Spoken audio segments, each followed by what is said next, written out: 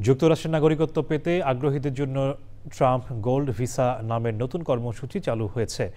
এই ভিসা পেতে জনপ্রতি যুক্তরাষ্ট্রে বিনিয়োগ করতে হবে $1 মিলিয়ন। ট্রাম্প গোল্ড ভিসার মর্যাদা যুক্তরাষ্ট্রের গ্রিন কার্ডের মতো বলে জানানো হয়েছে। আমিনা রহমান সুপ্তির রিপোর্ট। মার্কিন প্রেসিডেন্ট ডোনাল্ড ট্রাম্প জানান, যুক্তরাষ্ট্রের দ্রুত নাগরিকত্ব পাওয়ার নতুন পথ হিসেবে ট্রাম্প গোল্ড কার্ড চালু হলো।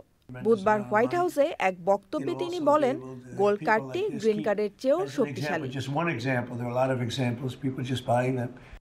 এই ভিসা পেতে আগ্রহীদের আবেদন ফর্ম পূরণ করে $15,000 জমা দিতে হবে, যা ফেরতযোগ্য নয়। আবেদনপত্র যাচাই শেষ হলে আবেদনকারীকে ভিসার জন্য জমা দিতে হবে $1 মিলিয়ন। সফল আবেদনকারীরা 5 বছর পর নাগরিকত্বের যোগ্য হবেন।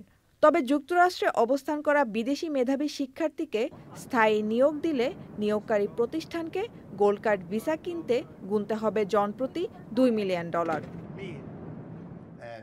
যুক্তরাষ্ট্রের বাণিজ্যমন্ত্রী জানিয়েছেন, প্রাক নিবন্ধন পর্যায়েই ট্রাম্প গোল্ড কার্ড ভিসার জন্য ইতিমধ্যে আবেদন করেছেন বিভিন্ন দেশের প্রায় 10,000 মানুষ।